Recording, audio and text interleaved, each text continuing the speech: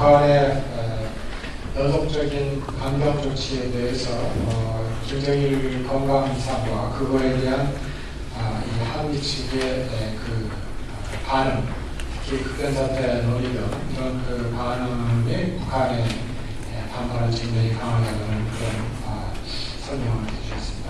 이어서 김문식 교수께서 발표를 해주셨습니다. 네, 김문식입니다.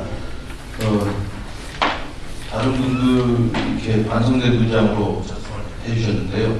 저만 이렇게 해주시고 해서 명복이었습니다. 아까 유한시 목사님께서 말씀하셨지만 일주일 정도 준비 기간이 있어서 다들 이렇게 할 줄 알았는데 저만 이렇게 해주셔서 제가 세상을 잘못한 것 같습니다. 일단 내용도 어떻게 좀 승부를 해봐야 되는데 그것도 보니까 굉장히 잘 같고요. 정말 면목이 없습니다.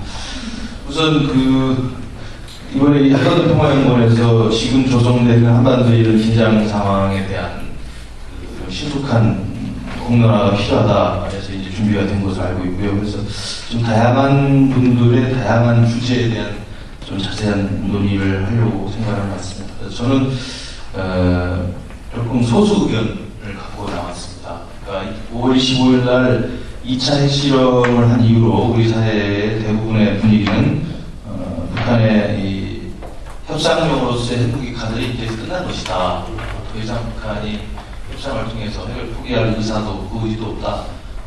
이런 분위기가 지금 상당히 확산되어 있습니다. 그리고 그런 분위기에 이의를 제기할 분위기가 아니고요. 그런데 저의 고민은 아직까지는 그렇지만 북한의 핵 문제에 있어서 이 협상용이라는 어떤 그 논리 그리고 결국 협상을 통해서 북한의 핵무기를 폐기시켜야 한다고 하는 우리의 희망을 포기해서는 아직 안 된다라는 입장에 서 있습니다. 그래서 조금 소수 의견이고 좀 궁색하긴 합니다만 그래서 지금의 상황에서 5월 25일 2차 핵실험을 북한의 이제 3차 핵위기라고 규정하기도 하고 그 다음에 그 핵실험 한 이전과 이후는 전혀 다른 세상이 되었다는 분석도 나오고 있습니다.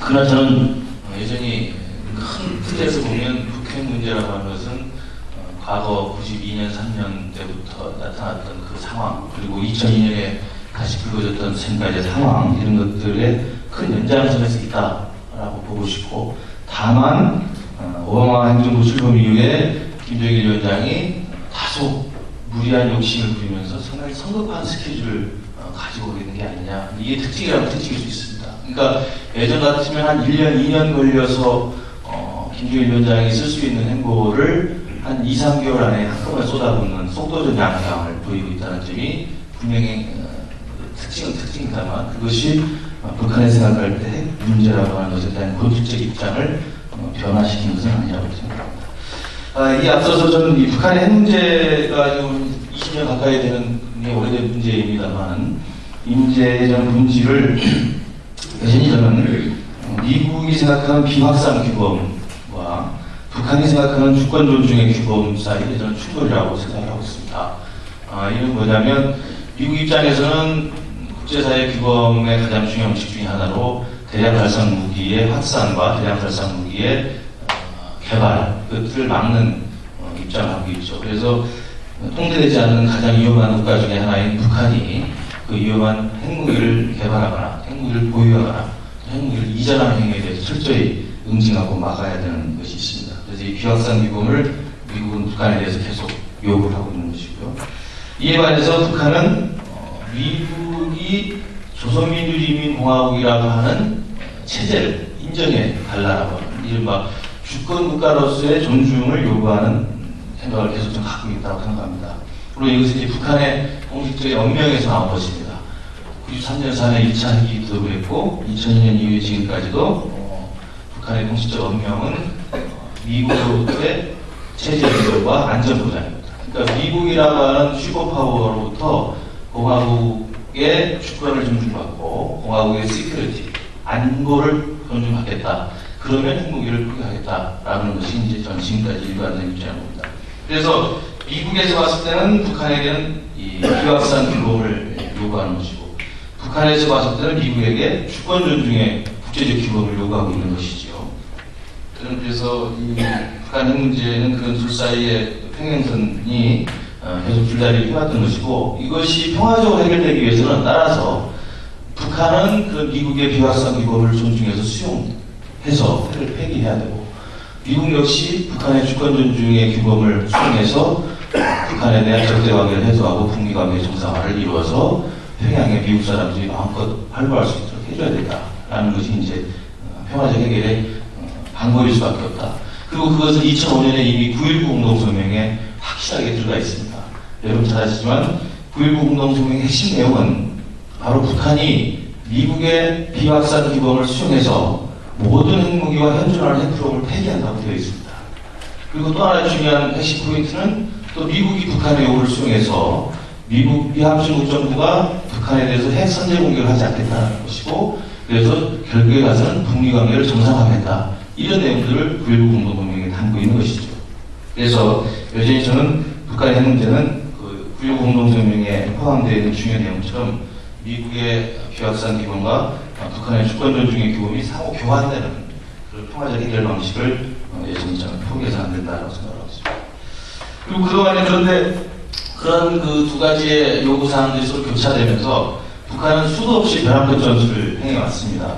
그리고 북미 협상은 다단한 우여곡절과 기복을 보였죠. 그래서 1차 핵위기와 2차 핵위기 지금까지의 과정을 봤을 때 북한이 이렇게 무리한 강경 조치나 벼랑끝 전술을 시도했던 경우를 보면 저는 크게 세 가지의 경우였다고 생각합니다. 물론 북한 입장에서 봤을 때 첫째는 미국이 자신들의 주권을 침해한다고 간주되었을 경우에 북한의 벼랑끝 전술이나 강경한 입장을 내놨습니다. 두 번째는 미국이 북한과 더 이상 협상할 의지가 없다라고 판단되었을 때 북한은 벼랑끝 전술로 압박을 시도했고요. 또 세 번째는 미국이 자신들과 합의한 내용들을 제대로 이행하지 않는다고 판단되었을 때 또 벼랑끝 전술로 강경한 조치를 내놨습니다. 그 자세한 내용들은 이제 우리가 사실 1차 핵위기 한 2년여 과정, 그 다음 2차 핵위기 2002년부터 지금까지 한 7년여 과정들을 자세히 역사들을 들여다봐야 됩니다만, 제가 이제 대충 그 역사 히스토리만 정리해보면 그렇게 되어 있습니다. 제 느낌에 봤을 때는 우선 미국이 북한의 주권을 침해한다고 간주되었을 때 북한이 발끈해서 강경 조치를 취했던 대표적인 이유가 바로 1차 핵위기에 시발이 되었던 미국의 특별사찰 요구입니다. 92년 봄에 미국의 북한의 김영순 비서하고 미국의 켄터 차관이 워싱턴에서 만나가지고 국제원자력기구 요구를 받아들여서 임시사찰을 북이 받아들이기로 수용을 하죠. 그래서 92년 중반 가을쯤 내까지는 국제원자력기구와 북한 사이에 협조하에서 연변 섹시에 대한 원만한 사찰들이 진행이 됩니다.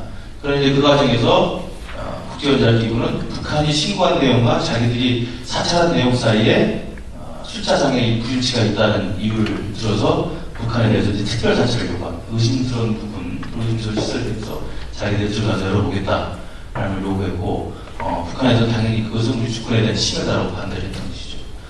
그래서 이제 미국과 국제원자력기구가 일관되게 특별 사찰을 요구하니까 북한은 그 이듬해 93년 3월달에 최고인민회의의 공식 결정을 통해서 NPT를 탈퇴합니다. 이게 이제 시발이 돼서 1차 핵위기가 이제 본격화되는 건데요. 이거 역시 이제 북한의 설명에 의하면 자신들이 특별사찰을 거부할 권리가 분명히 있고, 그 다음에 국제원자력기구의 규정 하에서도 주권 국가의 동의하에 특별사찰을 하도록 되어 있습니다. 그런데 미국이 무리하게 특별사찰을 요구해서 자신들을 벗기려는 행위였기 때문에 우리의 주권을 명백히 침해할 것이다. 따라서 탈퇴한다. 이렇게 생각한 것입니다. 그 다음에 이제 북한과 미국 사이에 뉴욕 회담, 제네바 회담을 통해서 이제 고위급 회담들이 진행이 되죠. 잘 아시는 그 갈로치하고 강석주하고 만나서 회담을 시작합니다. 그렇게 해서 이제 미국이 자신들을 주권을 침해했다라고 생각했을 때 그 사람들은 발끈하고 튀어나가서 강경한 입장을 내는 거죠. 저는 이번에 4월에 로켓 발사도 큰 맥락에서 보면 그 맥락입니다. 오바마 행정부 출범에 대해서 김정일은 큰 기대를 가졌고, 그 기대 속에서 무언가 통큰 담판을 해보고 싶었고, 그리고 자신들이 또 김정일 사기 체제가 4월 9일 날 출범을 해야 되고 최고인민회의가 4월 9일 예정되어 있기 때문에 기왕이면 내가 4월 5일 한번 인공위성을 한번 쏘보고 싶다. 그것이 자기들의 강성대의 의지를 밝히는 데도 필요하다. 그래서 대외적으로 사전에 다 예고해서 국제적 기본에 따라서 장거리 인공위성을 한번 쏘겠다라고 이야기했는데, 이제 오바마는 좀 다르게 나올 줄 알았는데 오바마가 역시 이것은 명백한 유엔 안보리 위반이다. 대해서 현실시를 하겠다라고 나왔기 때문에 북한으로서는 이제 여기에 이 오바마의 그런 행동이 자신의 명백한 권리를 침해한 것이라고 생각을 한 것 같습니다.